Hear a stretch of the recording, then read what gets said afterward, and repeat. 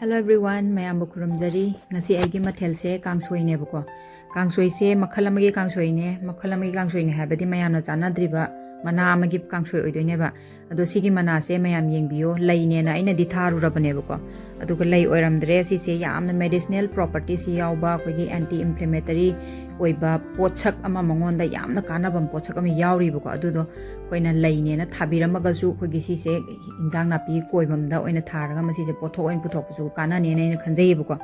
Ado si se aina gamla da tharambadagi aina hingonda thadokjare aduga hingonda thabadadi mana se yamna koigi soft oiraga tender lips mayamam thogle bako nau nau lawba mana makhok singse aduga kaino da thabadi gamla da thabadi makhok se liraga thogle eba adu sema matamda sumaina mana makhok aribadi hapira roiba thongba matamda ko aduga sumaina mayai da matat thadat pirani sangmaladi haukte dana ado asangba tu si sina ne gamla da thabane bako makhok si kitang liri tawe ado adum hapchan jarage hekla banina ado sise yam hakchang da yam kanaba mineral properties yam yawba khogi vitamins mineral omega 3 fatty acids habdo adu su yawi high meat na dagi saru sarang loi phaba hai tare da diabetes su phei hai dagi khogi blood sugar level su maintain to buda kanai hai ko ado singju chabagi su yawgrabane aina sise mana je singju chabagi da hap khrabane ko mamangi post la mayam check to biyum yawbane ba ado yam hawe sise kangshoi khoini thongba kanda khogi kengoi kangshoi do aduga chap manai ado thongba haurase ba ko mayam aina thongdoi se hawai thrak ka alu ga torga hapaka doine ba ko hawai thrak khara khopirani maru khara ko aduga sise sigi container jengo aina cake kumba lakpagi do cake hapaga yolapado adugumbagi dudagi aina chabalo irkanda huntok toi sokpudi hina fridge manungda cherang da hapa yomaga hap toi sokpudi ne isman hapane ba do phajan chamthokpirani sise yam kana mot padi nate bako ai hingon du yam clean oiba jaga ne ba yam masai am nale bako dun masai am nale kai ado mana sing che khogi lengoi pakpa lebak to lengoi gi type to oiba dum gi kingda banina aina smaina phajan cham thopirani lengoi jing do paktana ba aina yam nan hawe habri tin kang pakte bako ado to gi aina lengoi du dangi ne phajan smaina cham thopire manju mallabane man budi smain toraga thopirani ado yam hawi ko mayam na aina si se laine na khaluba ga aduga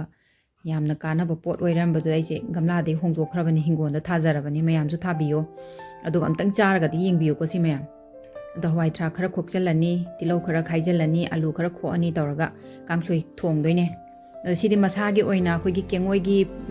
mahaudo adumaina tawbuni na ne khamen se madi haproi ba ko moro tek pa khara khaijalani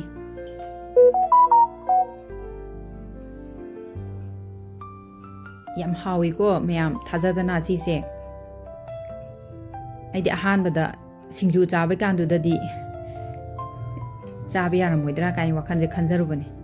ado mayam ising je thangatjare mahi se ko duga chana ba changi mahi dum hapirani moro asuba khara duga hawai thrak alu degi moro atek patang khai do ga thambado du khrap sanjarani duga ma se boil to hol ka doine ba ko habdi sogalala ni duga haptoine mayam kari krado makum khumjala ngakhtang soholane bako ngari di hapti ko egi side jida morok ne ngari hapase ki leirabane mi mayam na ngoibo ngari ji ga morok ji ga metlaga hapkodabado ngari ji na ne aina ne ngari ji manam thadorokani haibege ko aina ngari ji tawbadane ki habe yam abdi mina ngangakadaba mina hairakadabado wakhanda sum haina jadaba haitare mina namthi gibado aduga sisina ngasep ayai bane bako ngasep ayai basida phange ba ngasep to ado aina maipu da tor yai jabane aduga maipu haisisu yam wana yai gra poni da thum khra hapchan jare aduga saudo halani makum kumjalaga maipu ji gas koigi kitchen kanu gi da thammini maitan ga leiraga maipu du ne nga do tor yai ri numdang lang thenga kan da ado alu mulabani na sisinga sai gi mana masing do hapchan be yarane bako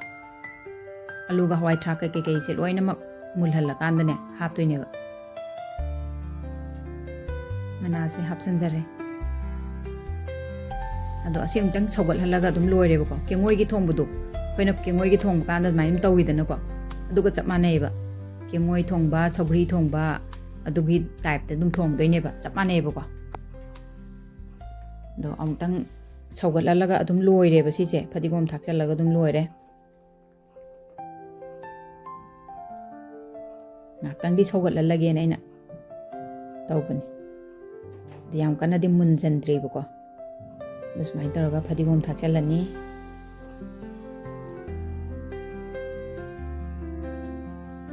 makhal makhal ni da hojikti khangdaba su dum khange e mayam su dum khangdaba yauraga di dum si yengbada o chaba ya male taraga khangdoi natra adumaina ai sung tang thagat jage kaisu leitaba insang mathel budi oiba aduda mayam khangdaba singhi oina mayam khangna ba na hapchajrakpani mayam ndo yengbiri bai chilinaw singna aigi channel se unique oi adagi